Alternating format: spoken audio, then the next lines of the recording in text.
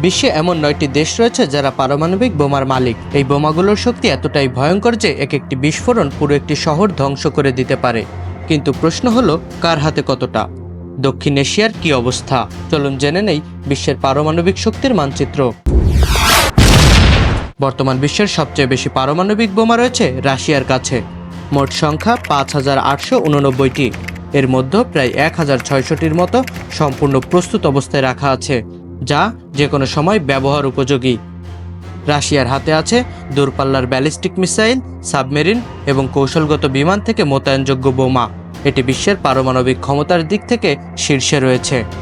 যুক্তরাষ্ট্রের হাতে রয়েছে প্রায় 5244টি পারমাণবিক অস্ত্র। এর মধ্যে অন্তত 1750টি সক্রিয় অবস্থায় রয়েছে।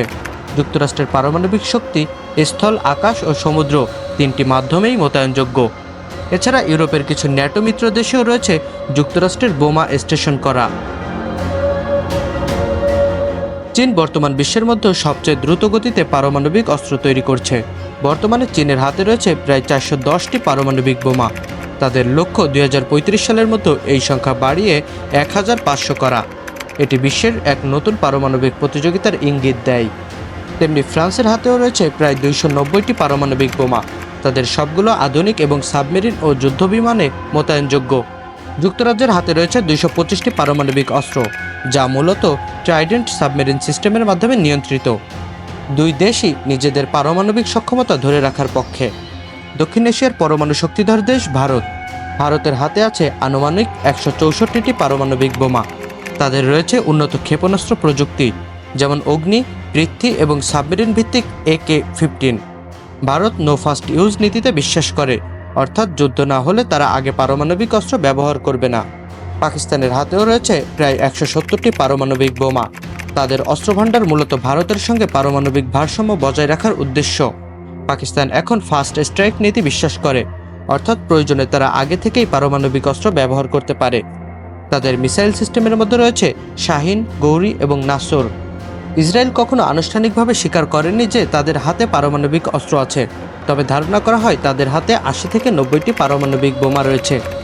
তারা এই সক্ষমতা মধ্যপ্রাচ্যের শক্তির ভারসাম্য বজায় রাখার কৌশল হিসাবে গোপনে ব্যবহার করে আসছে।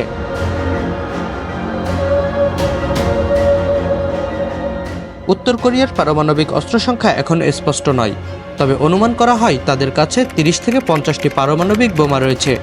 তারা এ পর্যন্ত একাধিকবার পরমাণু পরীক্ষা চালিয়েছে এবং যুক্তরাষ্ট্র ও দক্ষিণ কোরিয়ার বিরুদ্ধে চাপ প্রয়োগের কৌশল হিসেবে এটি ব্যবহার করছে। দক্ষিণ এশিয়ায় পারমাণবিক প্রতিযোগিতা মূলত ভারত ও পাকিস্তানের মধ্যে। 1998 সালে দুই দেশই পারমাণবিক পরীক্ষা চালিয়ে নিজ নিজ শক্তি ঘোষণা করে। কাশ্মীর সংকট এবং অতীতের যুদ্ধ অভিজ্ঞতা এই প্রতিযোগিতাকে আরও ভয়ানক করে তুলছে।